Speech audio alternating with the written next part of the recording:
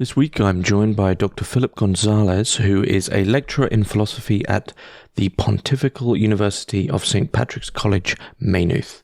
I'd like to emphasize before I introduce the episode that there is a workshop being hosted at St. Patrick's University in Maynooth on analogy, desire and imitation, with speakers including William Desmond, Philip Gonzales, Grant Kaplan, Wolfgang Palava, and more, many of which have appeared on the podcast before. And I will put links and information for this workshop in the description below, which is happening on the 28th and 29th of April this year. And in this episode, we will be discussing the work of Erich Przywara, primarily from Gonzales' book, Reimagining the Analogia Entis, the future of Erich Przywara's Christian vision. And I would like to say a big thank you to my paying patrons and subscribers for making all of this work possible. And if you'd like to support the podcast, gain access to some exclusive content, or just keep everything running, then please find links in the description below. Otherwise, please enjoy. So, Philip Gonzales, thanks very much for joining us on Hermitix podcast. Thank you very much for having me, James. We are going to be discussing the work, the theology, the interplay between theology and philosophy in the work of Erich Przywara, primarily from your own book, which was published in 2019 by Eerdmans, Reimagining the Analogia Entis, the future of Erich Przywara's Christian vision, which is pretty much one of, we were talking about this last time we spoke, one of very, very few books in English covering the work of Przywara. So extremely lucky to have you on the podcast and extremely lucky to have this book. So I guess before we get going with the discussion, just tell us a little bit about yourself and how this book came to be written. Yes, thanks very much, James. Again, very happy to be here. So currently I'm a permanent lecturer in philosophy at St. Patrick's Pontifical University in Maynooth, Ireland. And the origin of this book began in my doctoral dissertation. I was studying at the Catholic University of Louvain in Belgium under William Desmond, and Cyril O'Regan was my co-promoter. So how did I come upon Przywara? So the answer to that question is that I wrote my master's on Martin Heidegger and Hans von Balthasar. And when I was reading Balthasar, I kept encountering this very odd-looking name and wondering, how the heck do you pronounce that? And who is this man? And why does Balthasar keep mentioning him all the time? So that was the thought that went through my head the first time I saw his name. However, I didn't turn to his work until after I had completed my MPhil in philosophy. And I did my MPhil on the work of Jean-Luc Marion. And to say the least, his work left me rather empty. So I was struggling with the question of post-Heideggerian philosophy, question of ontotheology, the question of relation between God and being. And what I did is I said, okay, this strange name, Przywara, is so important for the work of Balthasar. I simply have to go back and read him. So I was still working on my German at the time, and his prose, his German prose, is very, very difficult. But I made my way through Analogia Entis, and I said to myself, here's the answer to everything that I've been looking for. And here's the answer to what Marion is trying to answer, but he cannot when he so much sets up his narrative within Heidegger's framework. So I found a philosopher, theologian in Przywara that was in conversation with the entire history of Western thought and theology, and was also dialoguing with all of the burning issues of the day. And I saw the potential of his work to grapple with the kinds of questions that Heidegger was putting forth, as he was already dealing with those questions before Heidegger even was himself. So that's the short answer, even if it's a little bit long. Mm-hmm. Mm-hmm. Well, I'm intrigued. In a way, I want to ask this question while it's still there, because you said it quite plainly, that when you read the Analogia Entis, you said to yourself, here is the answer. So I'm intrigued as to what was the question for you, and how did Przywara answer it? Yes. Of course, with the question of ontotheology with Heidegger, there is this bifurcation between being and God. So Heidegger sets up a whole narrative where he sort of he pushes aside the Christian interruption and the possibility of Christianity to baptize and take metaphysics and the question of being into another dimension.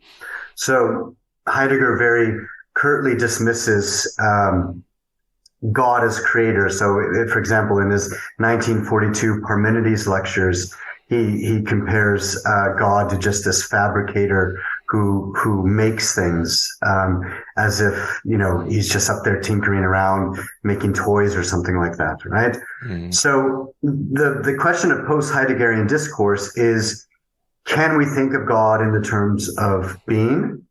And if so, how do we do it? And so the answer that Przywara gives is, if we think of God in terms of being, we must do so because from out of a metaphysics of creation. And so when we see that the same God who creates is also the God that redeems, then we do not have this bifurcation between being and God. But at the same time, Przywara's work absolutely respects the ever greater dissimilarity of God. So God is not a being amongst beings. God is not a univocal gradation of being where we kind of go up quantitatively from finite being to eternal being. No, God is the Augustinian God, the Christian God, the si comprehendis known as Deus. If you understand it, it is not God. So God is being, and this being is the being of love. It is the Christian God, and everything else that is by participation, having been brought forth out of nothing from this God of creative love. And so the creature is in a sense nothing. And so whatever similarity there is between God and the creature, the dissimilarity is ever greater. And that is Przywara's beloved formula from the Fourth Lateran Council of 1215.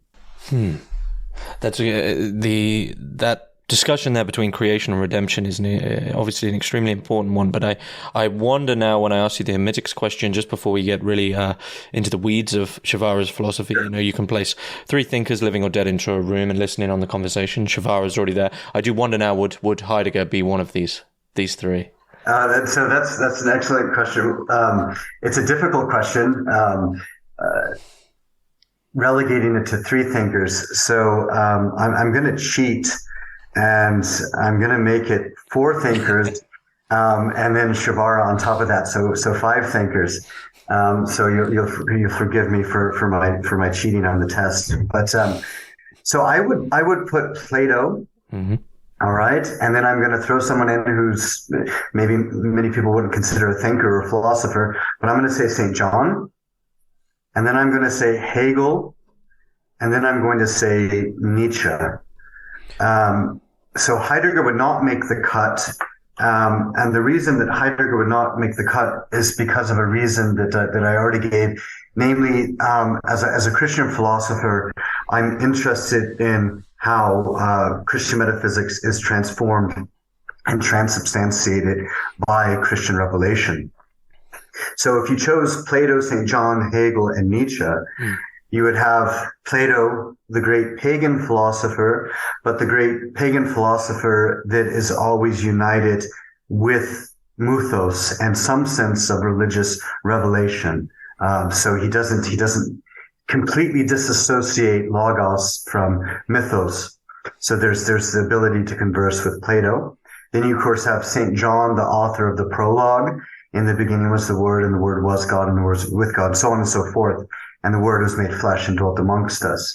So this is John, of course, uses the word logos, translating to Latin verbum, but here's a very metaphysical, theological take on Christianity very early on. Then you would have Hegel, who is, in my view, the greatest rewriter of the Christian story.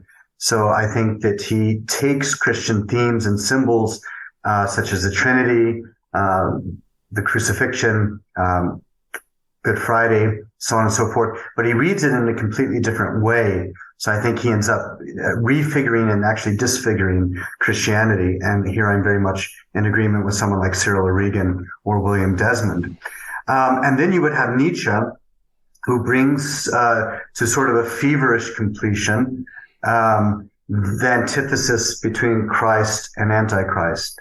So I think with those four thinkers and Przywara as a representative of analogy and the best of Christian discourse, you kind of would have the whole trajectory of the relation of Christianity to philosophy, and then, of course, the central figure of Plato, which was so easily baptized by so many of the church fathers, and then that dynamic completion with Nietzsche. So Heidegger wouldn't make the cut because he silences Christianity in his discourse and just pretends as if it's not there, but then he uses all sorts of Christian themes in non-Christian ways.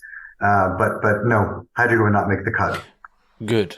I think we're in agreement. I've said before in podcasts that I find Heidegger's non-appreciation of God, or as you say, his sort of just complete strange dismissal and subsumption of God as some sort of just language game. I find it far more damaging than Nietzsche. So it's a very interesting room because you have this sort of chronology of the spirit and of what's happening of the spirit in philosophy. Now, I guess there's going to be a big discussion in the room of people who obviously didn't know who came after them in the future. But I guess for most people who won't be so familiar with Przywara's work, as we move from pagan into revelation, into Hegelian rewriting, into the death of God, what is that leap that's happening between Nietzsche and Przywara? It's like, I don't want to call it a redemption, but is it a lower R philosophical rebirth of Nietzsche's dead God? Yeah, so that's a good question. I'll just add one more thing that I thought about. So, but I promise it'll be brief. So with Nietzsche is simply much more honest than Heidegger. And in this, René Girard is just completely correct. Nietzsche sees what's going on. Heidegger sees what's going on and pretends that he doesn't. So Nietzsche is by far the more honest thinker. But back to that question. That's an excellent question. So can I? So are you asking? Can Przywara's thinking? Can he answer the question of the death of God? Is he able to, or is he able to deal with that kind of event? Is that what you're? Yeah, I mean, in the sense of this room, almost seems to me. I mean, maybe you disagree, but it seems like a fairly articulate chronology of what's happening with, the reality of God as philosophically understood. Plato is sort of forgiven for his ignorance in a way because he doesn't have revelation, and then revelation with St. John, and then moving through, as you say, to the Hegelian rewriting, and then Nietzsche, it's dead. I mean, would you see Przywara as like the next step? He's someone who's then having to deal with Nietzsche in that chronology. Okay, excellent. So, yeah, absolutely, yes. Just historically, Przywara didn't deal much with Nietzsche early on. He, of course, had his early work on Kierkegaard, and he starts dealing with Nietzsche significantly during World War II, and he has some important pieces on Nietzsche there. But so I think what's important to understand with Przywara and why he can kind of answer this room of Plato, St. John, Hegel, Nietzsche, and so on and so forth, is that he views the whole history of philosophy as existing concretely within the historical order of sin, grace, and redemption. That's already there implicitly, and I think even explicitly in Analogia Entis of 1932, and then it becomes very, very explicit in the things that he's saying in the 1940s. So for Przywara, the only true philosophizing is Christian philosophy. So you either have Christian philosophy or pagan philosophy, redemption in Christ or fallen reason. Mm-hmm. And so he sort of sees the whole history of Western metaphysics as either succumbing to the sin in Genesis 3:5, namely our desire to be and know like God, or our ability to accept what we are as creatures, which becomes fully unveiled only with Christian revelation. So the whole way in which he reads the history of Western philosophy and Christianity is that Western philosophy is a response and cannot help but be a response to the Christian story of creation, sin, and redemption. So that's why he's able to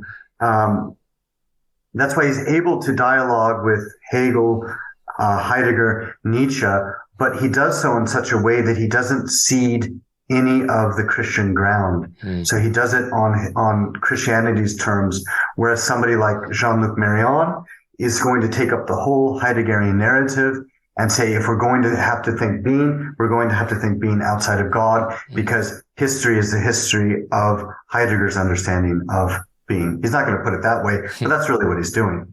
Where Przywara is going to say, no, Hegel has to answer to Christian revelation and a metaphysics of creation.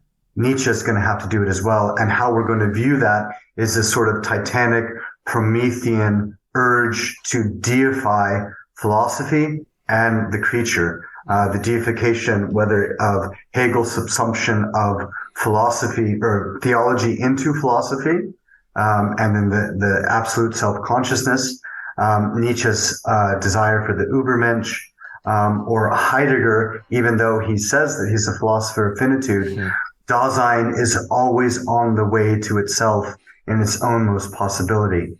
So it's returning to itself, even if it seems like it's ever always beyond itself. Dasein, what's it head towards? Dasein. So there's absolutization in Heidegger's work as well. So he's not really a philosopher of finitude, but of the deification of finitude. It was always emphasized in a peculiar, I think, something that's peculiarly overlooked with Dasein and Heidegger, that Dasein, as I remember, it's been some time since I've spent expansive time with being in time, but as I remember it, Dasein doesn't really emphasize that it's distinctly human, right? It's just a self-analyzing being, so it's not necessarily human. But so in that sense, I mean, in a way, this is a way into Analogia Entis and your book, and this peculiar term of creaturely. So as we move into this sort of onto-theological problem that you find Przywara answers, we would in entering into that Heideggerian analysis, you basically are entering into the fallen nature and having this pretense that you are something more than a creature in relation to creation. Yes. Yeah. So no, I would completely agree with that, and that's definitely what I was trying to say and articulate in what I just said. So with Heidegger, there's no acceptance of creatureliness. So Christian metaphysics is a squared circle. It's an impossibility, because he says that we already know the answer to being, if you accept it as a Christian sense. Who made us? God made us. It's in the Catechism, right? But that's not what's going on with Christian metaphysics. To use expression of Augustine that Przywara would be fond of, we're talking about the Deus abaesus and the Homo abaesus. The abaisal God. God is in an abyss, and man is an abyss because he's made in the image and likeness of God. So this God is not something that we are conceptually mastering with the Analogia Entis. Rather, it is something that we are being taken up into and being initiated into the mystery of this ever greater God that creates. So we know God creates if we take the Christian metaphysical sense. Yes, God creates, but why does he create? Well, we know and we don't know. He creates out of love, but this love is something that will never be fully understood. We are always metaphysically late. So we find ourselves in existence. We're not thrown into existence. We find ourselves in existence as created, but we can never respond to this, the fullness of this gift of being, right? So we're given to be, but we're always, always late. So when Augustine says, for example, in Book 10 of the Confessions, late have I loved thee, I read that in a metaphysical sense, not just late as he loved him in the chronology of his life when he converted later on, so on and so forth. There's definitely that, but late have I loved thee, namely that we're always late. So we're brought into existence by a God who has loved us into being. And that will never be mastered. We will never fully understand the depths and the abyss of this love of the triune God of creation and redemption. So there's a wirelessness to God's love. It's not some sort of causal chain where we can tie God to our concepts, but it's a breaking of our concepts and being overwhelmed into this mystery of love. That's how I read Przywara. Mm-hmm. And this is the primary discussion happening within the Analogia Entis. Not exactly the way that I just articulated it. That's sort of my translation of it. But yes, that's what's going on there. He's showing how a metaphysics of participation baptized in creation ex nihilo takes us into this deep mystery of the Christian God of creation and redemption. So he never separates the two. It's not as if we have the creator, and then here comes along the Redeemer. The Creator and the Redeemer are always one. This isn't Marcionism. This isn't some sort of Gnosticism. No, they're bound together. And so he thinks them together because he's thinking within the one concrete transnatural order of sin, grace, and redemption. That's the context from which our metaphysical thinking emerges. And that's why Christianity has these metaphysical answers. Mm-hmm. Mm-hmm. And so, This brings me to the next sort of point. Is something you're consistently emphasizing in your own book, that Przywara has this sort of in between of theology and philosophy, and yes. in relation to what we've just said. I mean, he sort of, I guess in translation it's sort of hovering and always relational. And I guess in relation to what we've just been talking about, is it the case then that, you know, as specifically as philosophers, as we sort of come to constrain something or draw a border around something or say we've made this thing, Przywara is very hesitant to ever really allow that, and it has to be this continually moving relationship which is always in dialogue with theology. Because if you have, as you say, the foundation of sin, grace, faith, then any sort of planting your flag is saying, well, what is it you've comprehended? Right? How can you have fully comprehended something? Yes. Yeah, no. So, I mean, Przywara's work is incredibly, incredibly dynamic. So it is constantly about thinking being as relation, thinking being as this energy of having been brought forth from nothing. And the creature's being is ever and always in becoming. So the inferi of the creature, or as St. John will say in his first letter, what we are has yet to be revealed. So there's kind of this tension between a metaphysical archaeology, which is ever dynamic. Namely, if there's a ground, it's kind of this non-ground of creation and the creature springing forth from the fire of creation, springing forth from nothingness. And thus the creature always hovering over because this abyss of nothingness, because the creature's always being held into being by the creative activity of God. But then there's this archaeology, and then there's this eschatology, because the creature is never fully itself. So it's always on its way, not in a Heideggerian sense, but always on its way to God. So the creature is ever open to God and becoming what the creature is, namely that which has yet to be revealed, that which we cannot fully understand, that which will not occur until we reach the eschaton. So it's a completely dynamic relation that Przywara elaborates, and then with his Ignatian accent, because of course he was a great Jesuit thinker, the creature is always existing as this waitingness, this and readiness to serve. So the creature's always waiting to hear the call of God to go out on a mission of service. So there's that kind of Ignatian accent about finding God in all things, in the concrete, in historical movement, and also very much within the cultural flow of human history. So it's to some people it might kind of seem abstract when you read Przywara, but really he's saying that there's very concrete implications to his metaphysics. Mm.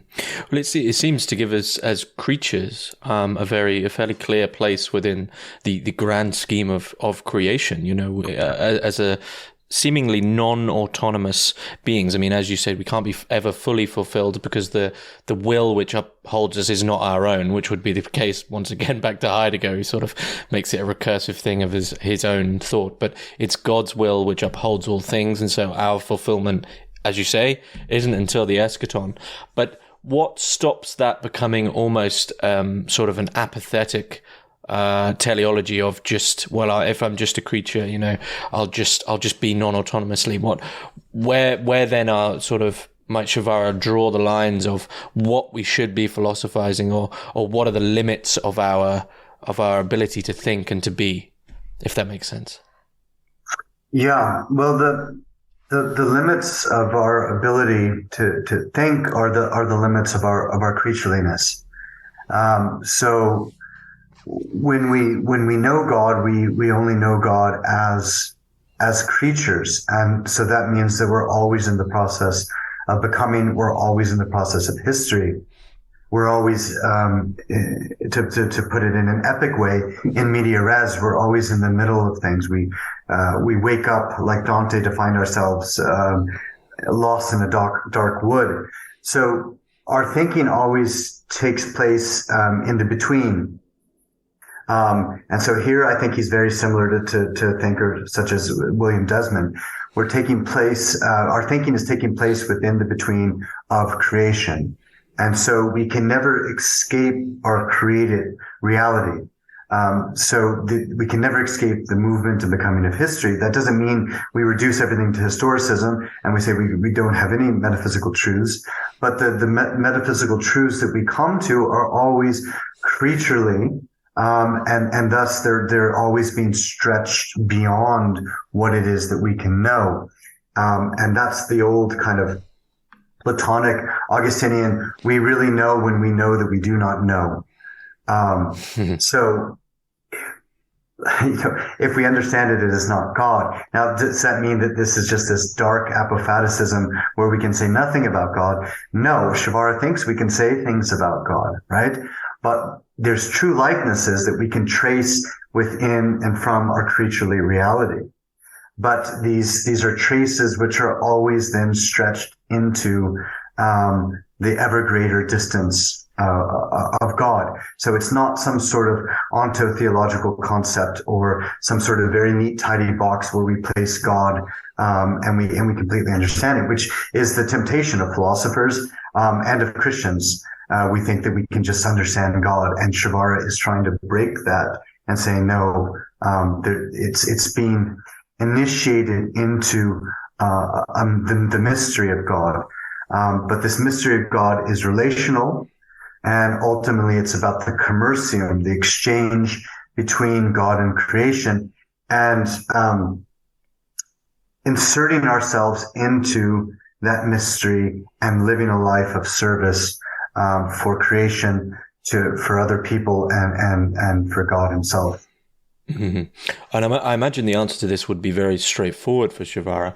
But what errors then does has a quote unquote philosophy a philosophy made if it's come to the conclusion that there isn't a beyond, that it's sort of reeled everything in? As you say, if everything's always becoming, there is this continual inability of like ever full comprehension. You can't have this full, you can't say I've comprehended it or things like that. So what errors for Przywara would have a philosophy have made if once it's sort of said, well, this is how it is? So the era of philosophy saying we got it, this is how it is. Mm-hmm. Yeah. So I mean, it would go back to a kind of a deification of the mind of the creature. So if the creature can fully and clearly and distinctly, to put it in a sort of Cartesian way, understand reality, then there's kind of an a priorism of being. We're there at the beginning. We're there at the first principles of being. We see it intuitively or immediately. We grasp things actually how they are. And this is in my view, and here I think I'm very much in agreement with Przywara or somebody like William Desmond or Hans von Balthasar and others. This is the era of philosophical modernity. Whether it's the cogito of Descartes or Kant's synthetic reason or Heidegger's self-conscious subject, there's the ability of the mind to circumvent itself, to be able to go around itself and to fully understand itself.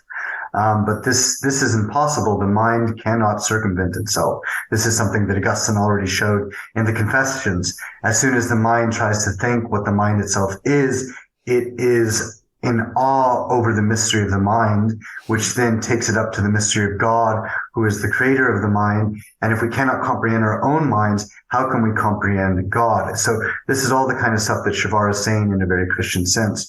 So if we feel like we have encapsulated or captured reality, then we are in some sense playing God. And that's what we cannot do. Would Przywara see many of these modern forms of philosophy then as almost Gnosticism, as Gnostic? That's a big question. So he doesn't get into the Gnosticism question very much, but where he will get into questions like that is he will bring in Joachim of Fiore.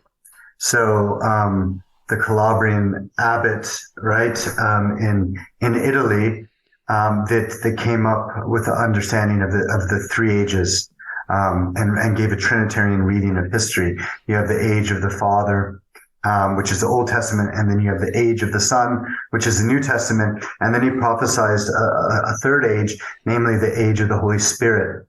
And that would be a time where the institutional church would sort of dissipate and we would reach this age of perfection, where we would have these holy monks that would not really need the institutional church anymore. Now, that's a very complicated and complex history, but Przywara will read, for example, Hegel as a reemergence of Joachimism, and we know that Hegel was influenced by Joachim through the German pietists and so on and so forth. Lessing was influenced by it in his work on the education of the human race. Auguste Comte, he was hugely influential on modern philosophy. Henri de Lubac has a 2-volume work on Joachim of Fiore. So the question of Gnosticism is Joachim a Gnostic? That's debated. I think probably not. He's probably not. I don't think it's best to categorize him as a Gnostic, but there's certainly similarities and affinities, and some people do make the argument that he is a kind of Gnostic.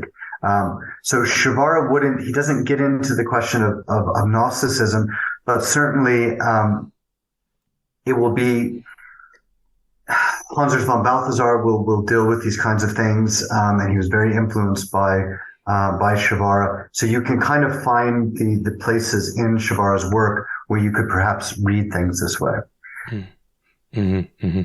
So this is something on page 217. You talk about the sort of the shattering of the anthropocentric pretense. So there's been this. I don't want to there's been this. I guess a critique of the cogito, the ego, this sort of human standpoint where our will has its own position. And this opens the way for, I believe you say, like a postmodern Christian worldview. And in a sense, the title of your book, The Future of Erich Przywara's Christian Vision, do you see that sort of, not removal of our understanding of the ego, of the cogito, entirely, but Przywara's work opens a place where we are now beginning from the foundation once again. We're sort of taking God seriously as philosophers, taking Christian theology seriously as philosophers. And how do you see that, the future playing out in this vision? How does this change, I guess, the place of man and his understanding of his place in the world? Yes. Huge questions. I apologize. No, it's all right. Very, very good questions at the same time. So, I mean, I do read Przywara as overcoming the foundationalism of philosophical modernity, and the project of modernity, of placing the foundation within humanity, within the mind, whether it's Descartes, German idealism, or even Husserl and Heidegger in his own way. Nietzsche in his own way. I mean, he may be calling for us to surpass man, but it's the Übermensch is still obviously a kind of a deification of something beyond the human, which is not, of course, the Christian God. So this is the titanic Promethean project of philosophical modernity. Of course, it doesn't mean that we don't dialogue with philosophical modernity. It doesn't mean that we don't learn incredibly profound things from Descartes and Kant and Hegel and Schelling and Husserl and Heidegger. I'm not saying any of that. Of course, Przywara is going to dialogue with them. I'm going to dialogue with them. It has to be the case that we dialogue with them and things can be learned and there can be movement in philosophical discovery. So I'm not dismissing that possibility. Okay. Mm-hmm. But I am saying that Przywara gives us the ability to critique the Promethean project of philosophical modernity, and he can return us to a place of non-foundation in a Christian sense of a metaphysics of ex nihilo. So Przywara, I think, anticipates very much a lot of the critiques of the postmoderns, philosophies of finitude, that are critiquing philosophical modernity, but not falling into the infinitely deferred nature of futurity, a la Derrida, and so on and so forth. So it's not an abandonment of truth. It's not an abandonment of metaphysical claims. But what it is it's making sure that metaphysics occurs within the horizon of creatureliness. And in this sense, it's non-foundational because the creature has no foundation within itself. It is reliant upon God, who is the creator of the creature. And it's also non-foundational in the sense that metaphysics cannot arrive at these truths outside of revelation. So it's able, Przywara's thinking is, it provides us with the ability to offer a Christian metaphysical narrative within the postmodern world, which if we were to take someone like Lyotard, who says that, right, it's this kind of war of narratives, the meta-narratives are over with, then it's a discourse of rhetoric, and a Christian understanding of being that is placed amongst the competing marketplace of ideas out there, of how we understand the world, how we understand the place of the human within the world. And so then then it's put up there as another possibility amongst another. Of course, I happen to think that this possibility is the true possibility, right? Mm-hmm. So I'm biased here. But nevertheless, it doesn't pretend that we're going to take some sort of grand philosophical schema and then take Christianity and fit it into that schema and then say, this is why Christianity is true to the rest of the people that don't believe Christianity is true. So yes, I think that the Przywara is hugely able to kind of speak to a postmodern audience, and he's able to do so without abandoning kind of the richness of the historical intellectual grandeur and the magisterial tradition of Christianity. Mm-hmm. Well, this is for me. This reminds me of early in Husserl's logical investigations, actually, where he's talking about any theory which begins with the idea that a theory can become relative, inherently negates itself in any future that it has. And so with, as you said, with Przywara, with this sort of with the ongoing sort of subsumption of perhaps the Christian quote unquote story into just these meta narratives, well, none of them really mean anything if you're in this sort of dialogue of, competition or relativism of everything's just falling apart. And with Przywara, as you say, if you're going to be a Christian, if you're going to take this seriously, then the foundation is already there. And so you can't, if you've somehow, as you say, stepped outside it, you've done so falsely.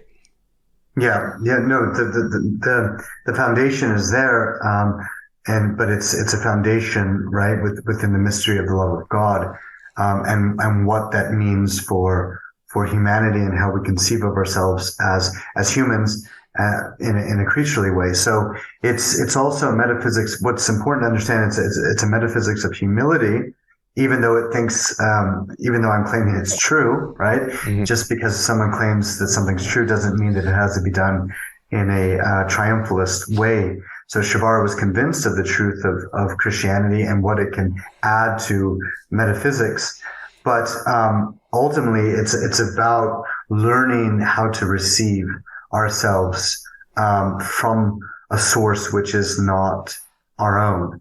And so this is grounded in the love of God. But of course, this has radical practical implications for how we live within the world, how we live in the cosmos, and how we live vis-a-vis one another. So we are always receiving our being from others, whether it's creation, right? Our sustenance in food, hopefully healthy food, right? The ability to receive. And we receive our life from our parents, from others. We can't become what we are outside of relation to others. So Przywara understood how this affects our place within the world, right? And how we live and how we relate to other human beings and to creation and the cosmos as a whole. And then it's very practical, because what he's pushing at the end of the day is a metaphysics of service. Mm-hmm. So this is something that has to translate from metaphysical vision to the flesh and blood concreteness of everyday life. So in this, I think Przywara is also pointing to the fact that philosophy is a spiritual practice. And there's a lot of interest today in kind of trying to reinvigorate and rediscover philosophy as a spiritual practice. And Przywara is pointing that way and saying this metaphysics is a spiritual practice in a Christian sense. And what that implies then is also when we enter into this kind of postmodern marketplace of ideas and all these competing worldviews and what is, how we interpret absolutely everything. The fact of the matter is we still have concrete thinkers. And so concrete thinkers have relation to other human beings. And so if that vision of that metaphysical vision, if that's not incarnated in how we actually live our life, then the theoretical metaphysical narrative is going to collapse. So Przywara is presenting the Analogia Entis is a philosophy of life. It's a spiritual practice, and that's why Hans von Balthasar will refer to the Analogia Entis as a metaphysics of the saints. And Przywara doesn't use that, but he's saying that. He doesn't use that terminology, metaphysics of the saints, but that's what he's saying.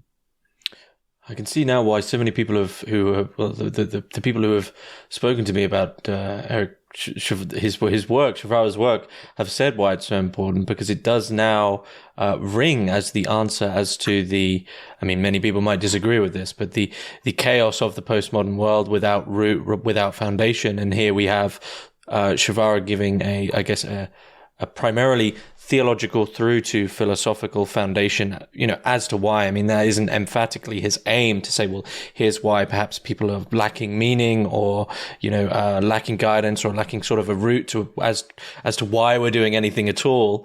But here is a clear foundation as to sort of the source of that problem. And if you agree with me there, do you see that? Do you see that as perhaps being a reason why Przywara's work might become, some people have said to me, he will be an extremely important theologian, in the coming years. Yes. No. So I do very much agree with your assessment and encapsulation there. So of course, people listening might say, well, of course he's going to say that because he writes he wrote a book on Przywara. Sometimes in the academy, in the intellectual world, people are always looking for this little niche, right? And they're saying, oh, but nobody's written on this guy. So, if I write on this guy, then I'll become the scholar of this thinker that is sort of forgotten, and so on and so forth. I can say, and you'll have to take my word on it, this is categorically not the case with me. When I discovered Przywara, through Balthasar and put off the encounter with him until going through Heidegger and going through Marianne and so on and so forth. When I encountered him, I'm convinced, an absolute giant that somehow fell through the cracks of early 20th century theology. He had huge influence in his day, but then he really was sort of forgotten about. I mean, Pope Francis mentioned him when he received the Charlemagne Prize. Ratzinger will refer to him, of course, Balthasar Rahner. So he was never completely forgotten, but the significance of his work was lost sight of after leading up to Vatican II and after Vatican II. And there is a genuine rediscovery of his work. I mean, you'd be surprised by how many people contact me with saying, I'm interested in Przywara. I've discovered him and he has so much to say. So he's absolutely a giant within Catholic discourse. I'm convinced with John Betts that Analogia Entis is the greatest work of Catholic metaphysics in the 20th century. And he has so much to say. He has over somewhere in the neighborhood of 800 publications, 50 of which are books, right? So the output was absolutely insane. And he's immensely deep, he's immensely profound. And sometimes it is the case that certain thinkers, poets, novelists are discovered later on. The famous case that Martin Heidegger always likes to bring up is Friedrich Hölderlin, right? He was known in his day, but he was not a giant, and then he was discovered later on. And I think that something analogous is going on with Przywara. His thinking really is yet to come, and so that's why when I took up the project of writing on his work, I was interested in not writing historically and giving an overview of all of his works and trying to situate him against the leading figures of the day, but I was interested in the systematic and constructive potential of his work and what it can say to a postmodern audience and the future.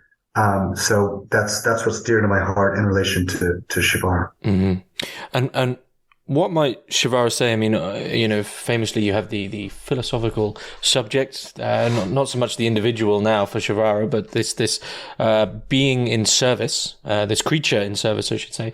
What might Przywara say is to be done? What should man be doing?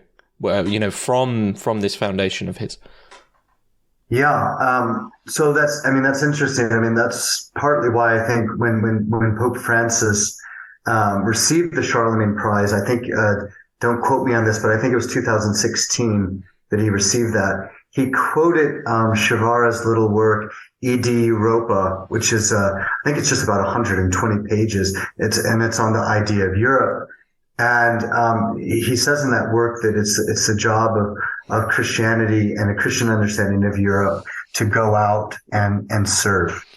So that he's saying that a metaphysics of Christianity is, at the end of the day, imitatio Christi. A metaphysics of Christianity is rooted in the love of the Creator and the Redeemer, made flesh in the incarnate Word, Christ. And so what Christ teaches us is he teaches us to go out and serve. So we can serve, of course, in many different ways. But there's that accent on making practical and concrete, which I've already mentioned. That is what he's really accenting with this kind of metaphysics. So we are sent out on a mission of service to the world, and that's what I think he's essentially saying. The essence of humanity, conceived in the light of revelation, is kenosis. It's kenotic. It's self-emptying. Where would you advise people to begin with his work? I would advise, as hard as it is, I would advise with Analogia Entis. The early work in the 1920s was building up to it. He was finding he was finding how he was seeking to articulate his metaphysical vision. All of the work after is still dependent upon the 1932 work. And then, of course, in the translation that we have from Betts and David Bentley Hart, it includes lots of later essays, which he intended to write 2 volumes of the Analogia Entis, the second part, and that was interrupted during the war. So when Balthasar went back to publish it, they came together and they collected different essays that they thought would more or less comprise the second part of Analogia Entis. So you have in the second part of the edition that Betts and Hart translated, you have a fantastic essays. So that's where you have to begin with the 1932 work, and then those later essays which supplement it. But that still gives, the 1932 text gives the beating heart of his vision, and it's the linchpin around which the earlier and the later Przywara turn, even though I'm not denying the Christocentric, explicit Christocentric developments that occur in the later Przywara. But he's making explicit everything that is already implicit in that work. So it is a very difficult text. I have a piece in Church Life Journal on Ferdinand Ulrich and his work Homo Abyssus, and I compare it a lot to Przywara. And it's funny, right? Because if we look at the reception of Hegel within Catholic thought, Catholic philosophers were more than willing to bang their heads against the phenomenology of the spirit, right? And punish themselves and take the speculative bruising to see what it is that Hegel is actually saying, and then lose themselves in the process to his great narrative. But anyways, that's another story for another time. Why don't we do the same thing for those very difficult Catholic thinkers such as Przywara or Gustav Sievert or Ferdinand Ulrich, these kind of very speculative German thinkers that are in dialogue with the great tradition of German idealism. So one has to do their work and be prepared to. It's an arduous task, but it's one that is richly rewarded in the end when you've completed it. So there's no easy way. There's no easy way out with Przywara, I'm afraid. Mm-hmm. Of course, there is your own book, which I would highly recommend. Well, thank you. Of course, I wasn't going to say you should start with my book when you should start with Przywara, but it can be there as a kind of companion to Przywara, of course. And it does concentrate specifically, of course, on Analogia Entis, because I felt that was enough for one time for the English-speaking audience, just to kind of get his name out there and then kind of constructively show what he's able to do when he enters into debates with people. Like if we take his vision and we dialogue with continental turn to religion, whether that's in the French strand of the theological turn in French phenomenology, or in a Catholic thinker like William Desmond, or Jack Caputo and Richard Kearney, all people that I treat in my book, as well as John Milbank and David Bentley Hart and Cyril O'Regan. So I really wanted to show what he can say to a contemporary audience, and hopefully I've done that.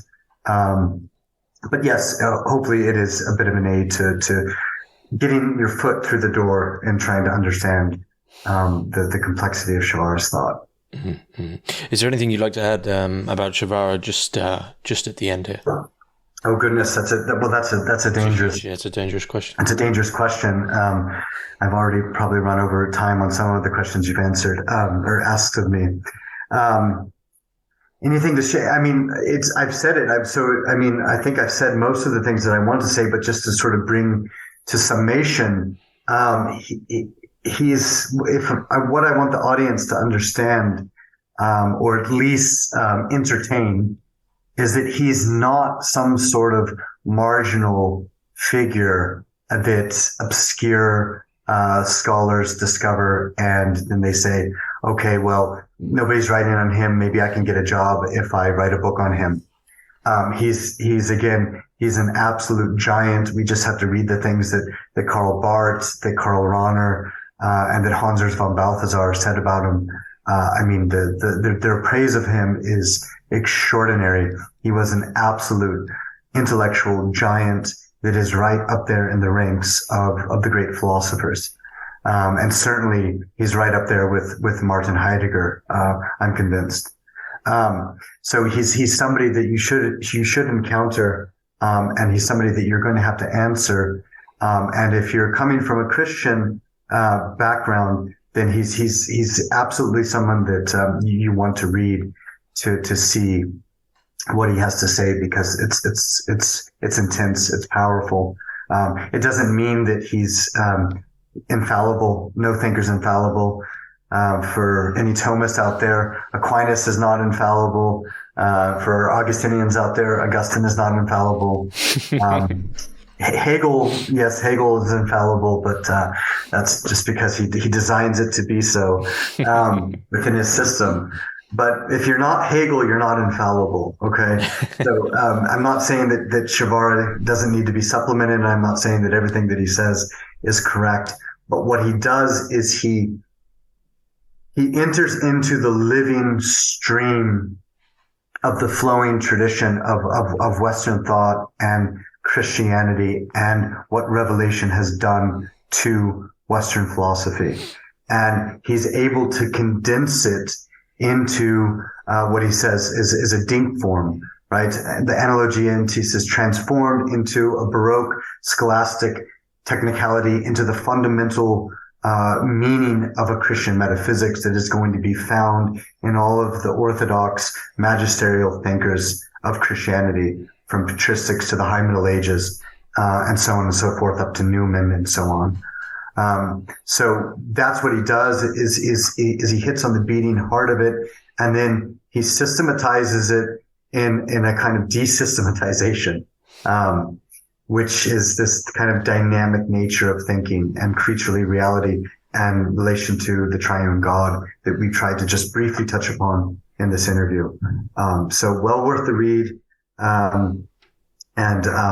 Certainly go out and discover what he has to say. And if you disagree, then you have to articulate why you disagree. Of course you can disagree, but we have to say why we disagree. And then we can begin a conversation. Well, I'll be sure to put a link for your own book in the description below. And I mean, are you now continuing your work on Przywara into another book, or what are you working on now? That's a good question. So I currently have a Templeton grant. There's a huge £2 million project at the University of St. Andrews called Widening Horizons in Philosophical Theology, run by Judith Wolfe and King. So this project was given to St. Andrews by Templeton Religion Trust, and then they gave 12 sub grants, and I received one of those sub grants. And currently, what I'm working on is I'm writing a new book called, provisionally titled, I think this is what it's going to come out to be, but we'll say provisional right now, Prologue to a Metaphysics of Patmos, Analogy, Desire, and Imitation. And so, what I'm trying to think in that work is kind of a radically Christocentric metaphysics, that takes very serious, the writings of St. John, and as well as the book of Revelation. So, it is an analogical metaphysics that is going to, enter into the concrete, movement and flow of human desire and human imitation. Christ being the center of the metaphysics. So, Balthasar will call, Christ the concrete analogia entis. And that's already really understood very much in the later Przywara. I think it's already even there in 1932. Przywara never uses that expression, Christ the concrete analogia entis. It's Balthasar. But I'm taking up analogy in a radically Christocentric framework, and this is a more constructive work of my own. Of course, anybody that's going to read it is going to see how I was unable to think many of these thoughts without Przywara, but it won't be a scholarly work on Przywara. There won't be a chapter on Przywara, but his presence will be there, haunting the text in a good sense of haunting. So I think it's true that Balthasar said someplace that it's impossible for Przywara to have founded a school. Rather, somebody goes and they encounter his thought and they catch fire. And what I did is I encountered it and I like to think that I caught fire. Maybe that's it sounds rather arrogant, but he really ignited my metaphysical passion, and the ability to see how the analogy of being is key to everything. And what I'm interested in doing now is kind of giving a more Christocentric reading of analogy in a kind of Christian understanding of transvaluation. Well, it sounds fascinating. How far along are you, or is it just beginning? So, well, bits and pieces of it is coming out in Church Life Journal. Mm-hmm. So that's Church Life, for those of you who don't know it, is run out of the University of Notre Dame. It's an open source journal. They publish really fantastic stuff. So I'm giving the little pieces that are going to be part of the book or revised for the book are coming out in Church Life. But the majority of the writing will take place this coming summer, but I'm writing as we go, and writing needs to be done by October of this year. I have like a month or two grace period after that.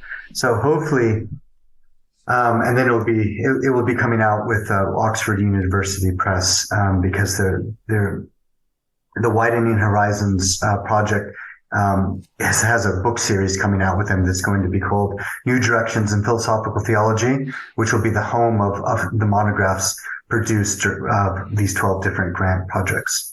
So, God willing, it will be coming out with Oxford University Press. I can't give the exact time frame, but yeah. It sounds fascinating, and best of luck. But Philip Gonzales, it's been a great chat. Thank you very much. Thanks very much, James. Thanks for the invitation, and appreciate you taking the time to want to speak about somebody with such a strange sounding name as Przywara. So thank you. Thank you.